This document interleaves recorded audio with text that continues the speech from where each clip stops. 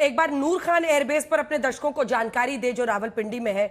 ये रावलपिंडी के चकलाला में इस्लामाबाद से 10 किलोमीटर दूर है। हमारे दर्शक फिर से सुने, ये जो हमने नूर खान एयरबेस रावलपिंडी में ध्वस्त किया है, रावलपिंडी के चकलाला में, ये इस्लामाबाद से 10 किलोमीटर दूर है और पूर्व पाकिस्तानी जो एयर चीफ मार्शल है नूर खान, उन्हीं के नाम पर रखा गया है। ये एक बहुत बड़ा संकेत है हमारी क्षमता का, और जब जब वो उसको किसी तरह से उकसाने की कोशिश करेगा तो हम कहां तक जा सकते हैं, इसका सबूत है। मंजीत। अंजना, बिल्कुल आपने सही कहा कि नूर खान और चकलाला बेसिस पर जो भारतीय वायुसेना के करारे हमले रहे हैं वो पाकिस्तान सेना की आत्मा को हिलाने वाला है, क्योंकि GHQ है रावलपिंडी में, इस्लामाबाद में राजधानी है जहां प्रधानमंत्री राष्ट्रपति बैठते हैं, रावलपिंडी में उनके आर्मी चीफ बैठते हैं आसिम मुनीर, जो इस वक्त जिन्होंने पाकिस्तान को इस वॉर में धकेला है।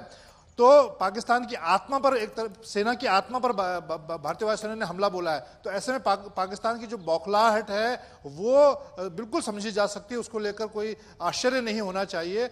और क्योंकि भारत ने जब ऑपरेशन सिंदूर शुरू किया वो एक पिन पॉइंटेड आतंकी ठिकानों के ऊपर हमला था, लेकिन पाकिस्तान ने दुस्साहस करते हुए उसी वक्त भारत के खिलाफ जिस तरह के हमले बोले, भारतीय एयरफोर्स के एसेट पर हमला बोला, उसका भुगतान पाकिस्तान को करना पड़ा है। और पिछले 2-3 दिनों में जिस तरह से पाकिस्तान के नूर खान, चकलाला, रावलपिंडी के आसपास और बाकी बेसिस पर जो 4 की हम बात कर रहे हैं, वहां पर जिस तरह का नुकसान पाकिस्तान के पूरे एयर डिफेंस को, मिसाइल डिफेंस को और बाकी सिस्टम्स को हुआ है, वो पाकिस्तान के लिए बहुत बड़ा झटका है।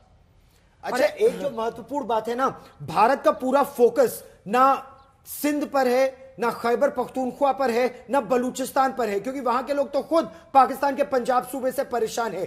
पूरा भारत पाकिस्तान के पंजाब सूबे में जो मिलिट्री टेरर इंफ्रास्ट्रक्चर है उससे परेशान है, और इसीलिए इस आतंक के गढ़ पर वार हो रहा है लगातार। अंजना, यह बेहद महत्वपूर्ण है कि आतंक के घर में घुसकर, चाहे मुरीद के हो, बहावलपुर हो, लाहौर हो, चकलाला हो, रावलपिंडी हो, उसी को टारगेट किया जा रहा है लगातार। और यही सबसे बड़ी सफलता भी है भारतीय सेना की। हमने शुरू कहां से किया? बहावलपुर, मुरीद के POK में उनके लॉन्च पैड्स, उनके चाहे वो लश्कर का हेडक्वार्टर हो, चाहे वो जैश का हेडक्वार्टर हो, वहां से हमने शुरू किया था। और सुभान अल्लाह मरकज की जब खंडहर में बदलने की तस्वीरें आई थी तो कैसा सीने में दर्द हुआ पाकिस्तान को कि आप सोचिए कि अब भारत को, क्योंकि उसके बाद वो क्या करने लगा, रोज रात के अंधेरे का इंतजार करके इस तरह के हवाई हमले वो करने लगा रिहायशी इलाकों पर, हमारे मिलिट्री इंस्टॉलेशंस पर। और इसीलिए फिर हमने क्या तय किया कि हम उनके सैन्य आतंकी ठिकानों पर हमले करेंगे।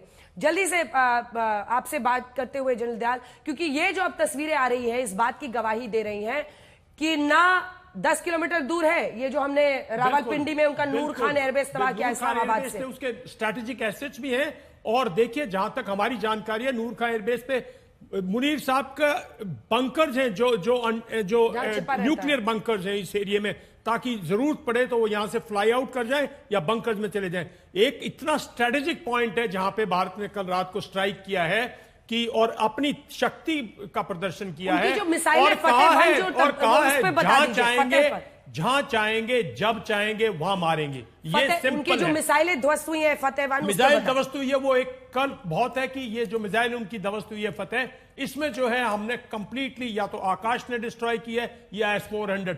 ऐसी जब मिसाइलें आएंगी तब हमारे strategic asset, air defence asset activate होंगे। जो ये छोटे मोटे चुटपुट जो उसके ड्रोन्स आ रहे हैं, जो उसकी स्मॉलर मिसाइल, महत्वपूर्ण मिसाइल है फतेहवान। बिल्कुल, फतेहवान में पाकिस्तान ने टेस्ट किया है, स्ट्रेटेजिक मिसाइल है, सतह से सतह तक वार करने वाली, यानी सरफेस टू सरफेस मिसाइल है। 140 किलोमीटर इसकी मारक क्षमता है। यह rapid fire missile and rocket system का भाग है, रोड मोबाइल है, एक जगह से दूसरी जगह तक बहुत तेजी से इसको तैनात किया जा सकता है। और एक बार आपने इसमें डायरेक्शन दे दिया इस मिसाइल को तो ये इतनी तेजी से अपने टारगेट पर जाती है कि केवल भारत का S-400 सिस्टम और भारत का आकाश सिस्टम इसे ध्वस्त कर सकता है।